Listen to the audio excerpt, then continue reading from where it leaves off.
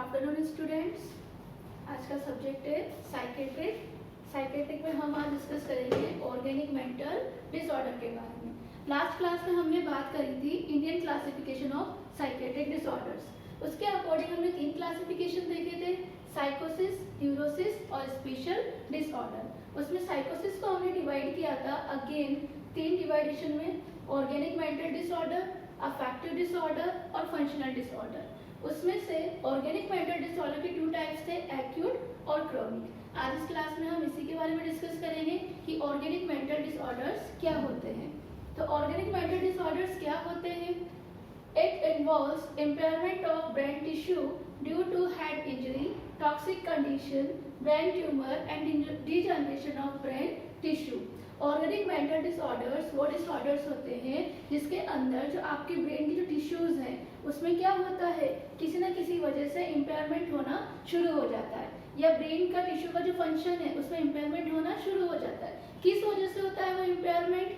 या तो कोई हेड इंजरी हुई, या किसी ड्रग का इफेक्ट हुआ, कोई टॉक्सिक इफेक्ट जो है आपके ब्रेन को नुकसान पहुंचा रहा है, या फिर कोई ब्रेन ट्यूमर, या फिर जो ब्रेन की जो टिश्यूज है वो डीजनरेशन उनमें होना शुरू हो जाता है। इस वजह से क्या हो जाएगा, उसके जो ब्रेन की जो फंक्शंस, उसके टिश्यूज के जो फंक्शंस है उनमें इम्पेयरमेंट होना शुरू हो जाता है। इसको हम बोलेंगे साइकोसिस या organic mental disorder. Organic mental disorder को नॉर्मली हम लोग 2 भागों में डिवाइड करते हैं, एक्यूट और क्रॉनिक डिसऑर्डर। उसमें पहला है एक्यूट, इसके बारे में हम आज बात करेंगे।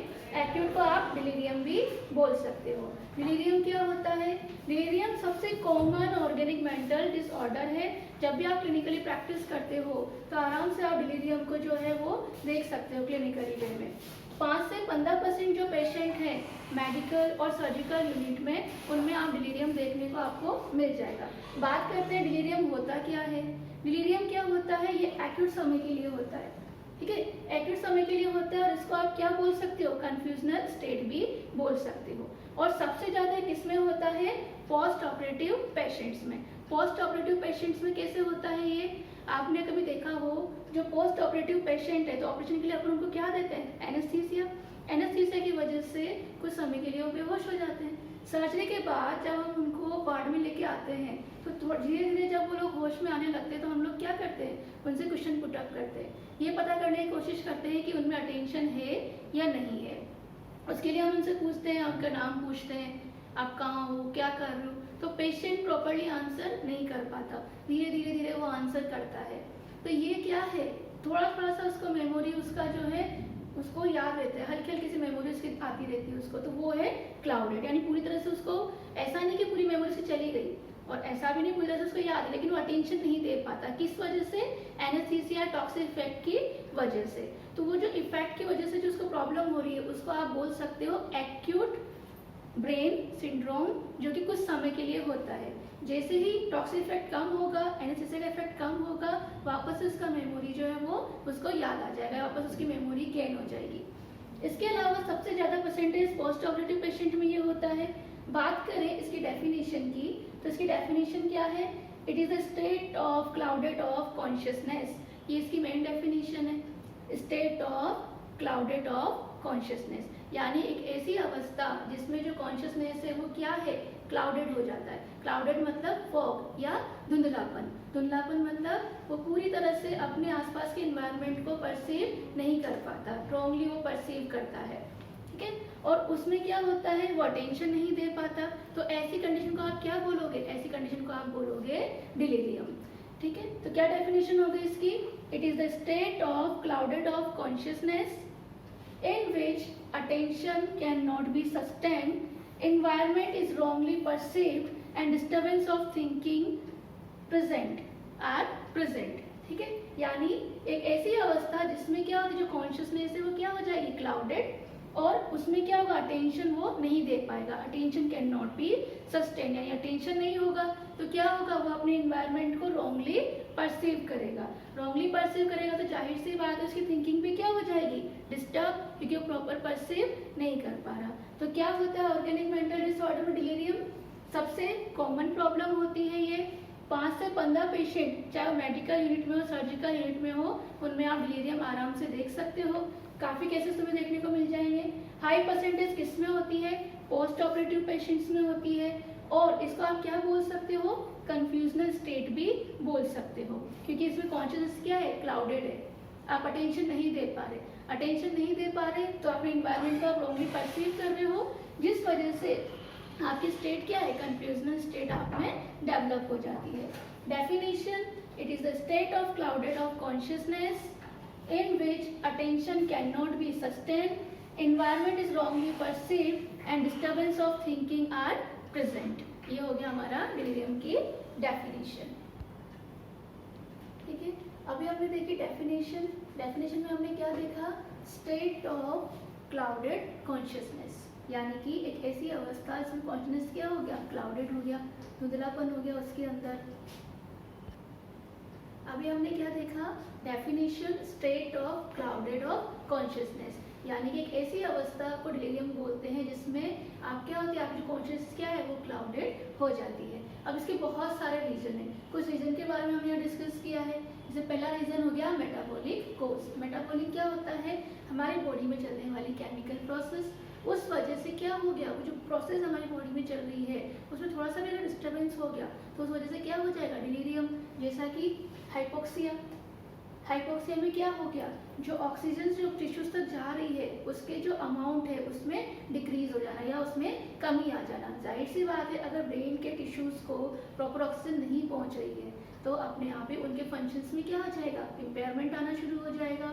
जैसे high grade fever, fluid and electrolyte imbalance, इस वजह से क्या हो जाता है, कुछ समय के लिए आपकी मेमोरी जो है या आपका कॉन्शियसनेस जो है वो धीरे धीरे से लॉस होने लग जाता है या क्लाउडेड होने लग जाता है, तो वो क्या हो गया, डिलीरियम। क्योंकि डिलीरियम क्या है, एक ऐसे स्टेट है जो कि एक्यूट है। एक्यूट मतलब कुछ समय के लिए, ये हमेशा लंबे समय के लिए नहीं बनी रहेगी, थोड़े समय के लिए बनी रहेगी। जैसे ही आप इनको रिकवर करते हो तो वापस से पेशेंट रिकवर होना शुरू हो जाता है, उसकी मेमोरी वापस से आना शुरू हो जाती है।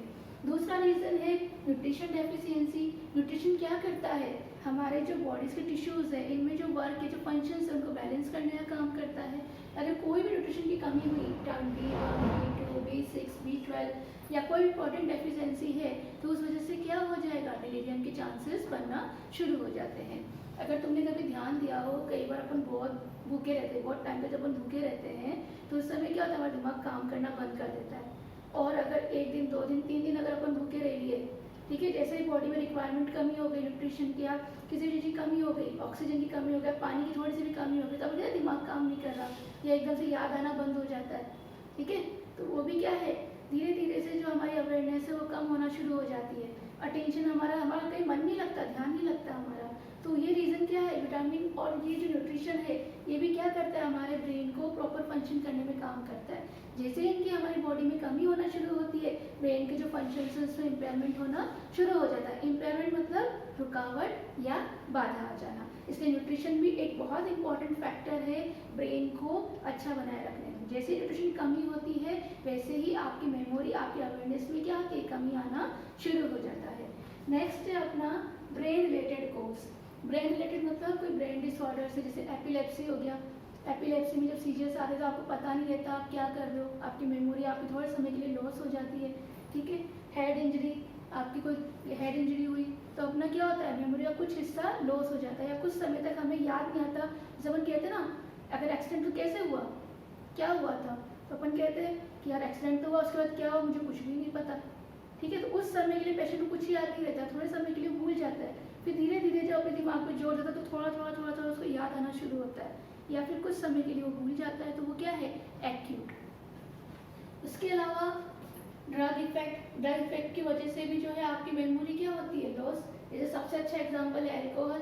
कहते हैं ना, ड्रिंक करने के बाद या ज़्यादा अल्कोहल लेने के बाद याद ही नहीं है कुछ भी, क्या किया, किससे क्या बोला, क्या कहा। ठीक है, या फिर बहुत ज़्यादा ड्रग का यूज़ करना, सिडेटिव्स मतलब नींद के लिए जो अपन यूज़ करते हैं, ड्रग्स का यूज़ करते हैं, तो बहुत ज़्यादा जब आप सिडेटिव्स का यूज़ करते हो तो उस वजह से भी क्या होता है, आपके अवेयरनेस का कम होना शुरू हो जाता है।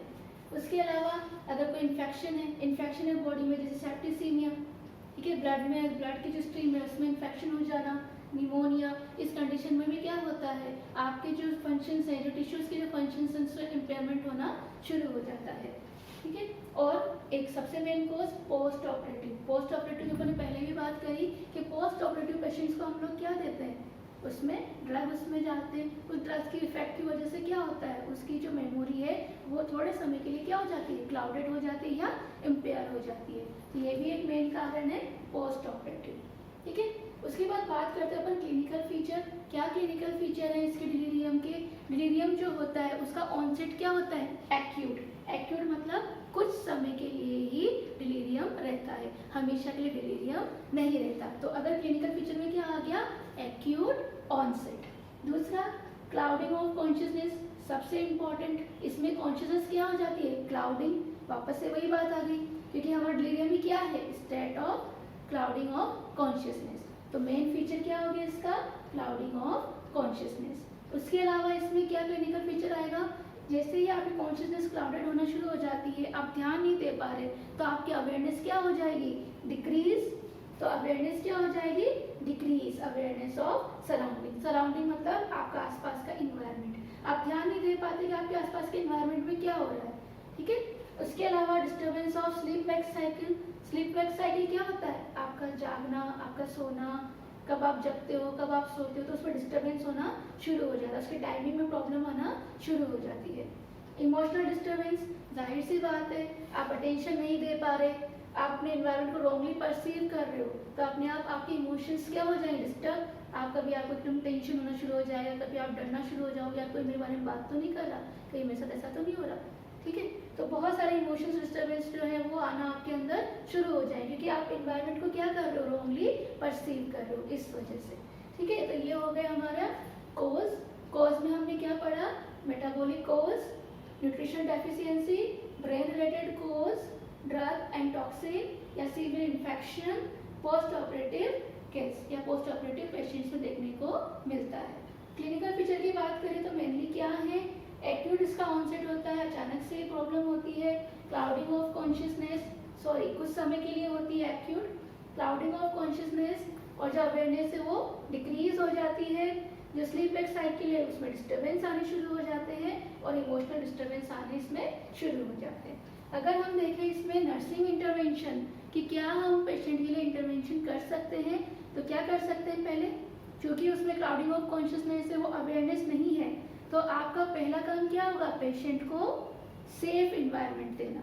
तो पहला काम आप क्या करोगे, प्रोवाइडिंग सेफ इन्वायरमेंट। आप कोशिश करो कि पेशेंट को आप सेफ इन्वायरमेंट दो, उसको कूल एंड काम इन्वायरमेंट दो, उसे अच्छे से रेस्ट एंड स्लीप, उसका सोने का टाइम, ठीक है, उसको अच्छे से उसको रेस्ट प्रोवाइड कराओ ताकि वो रिलैक्स फील करे। उसके अलावा दूसरा काम हम क्या करेंगे, उसमें जो फियर है, जो एंजाइटी है, उस लेवल को आप कम करो। फीवर और एंजाइटी उसका कम होगा तो अपने आप ही धीरे धीरे उसकी प्रॉब्लम का सॉल्यूशन होना शुरू हो जाएगा, धीरे धीरे अपनी प्रॉब्लम से बाहर निकलना शुरू हो जाएगा। उसके अलावा उसकी जो भी फिजिकल नीड है उसको आपको पूरा करना है। फिजिकल नीड में क्या आ गया, टाइम टू टाइम उसको फिजिकल असेसमेंट दो, ठीक है। उसके अलावा जो इसका इनटेक आउटपुट चार्ट है वो टाइम टाइम उसका मेंटेन करते रहो, और सबसे मेन वाइटल साइन उसके टाइम टू टाइम आपको मॉनिटर करने हैं। इस फिजिकल असेसमेंट की वजह से आप क्या कर सकते हो, उसको प्रॉपर केयर दे सकते हो। उसके अलावा एक मेन काम आपको करना है, फैसिलिटेट ओरिएंटेशन मतलब टाइम, पर्सन और प्लेस। आपको क्या करना है, उसको ओरिएंटेट कराना है। कैसे ओरिएंटेट करा सकते हो आप, या तो आप क्या करो, एक उसके जो रूम है उसमें आप एक कैलेंडर लगा दो, या आप उससे पूछो आज क्या दिन है, क्या डेट है, आप कहाँ हो, क्या कर रहे हो, ठीक है। तो कैलेंडर की हेल्प से बार बार आप उससे डेट पूछोगे तो इस वजह से, या फिर उससे पूछो आज क्या दिन है, तो इससे आप क्या करा सकते हो, उसको ओरिएंटेट करा सकते हो। उसके अलावा आप क्या करो, जब भी आप उसको किसी से मिलाओ तो आप उसे नाम से मिलाओ, यानी उसका भी आप नाम से इंट्रोड्यूस करो और सामने वाले का भी नाम से इंट्रोड्यूस करो, क्योंकि ओरिएंटेशन क्या है, टाइम, पर्सन, प्लेस। आपको पता होना चाहिए आप क्या कर रहे हो, कहाँ कर रहे हो, किसके साथ हो, क्या है, तो ये ओरिएंटेशन है। तो आपका काम क्या हो जाएगा, आप उससे उसके नाम से इंट्रोड्यूस कराओ, या फिर उसका जो कैलेंडर प्रोवाइड करो, या फिर आप उससे टाइम टाइम पूछते रहो कि आज क्या दिन है, क्या वर्क है, ठीक है। तो ये हो जाएगा इसका नर्सिंग इंटरवेंशन। ये हो गया organic mental disorder. Thank you.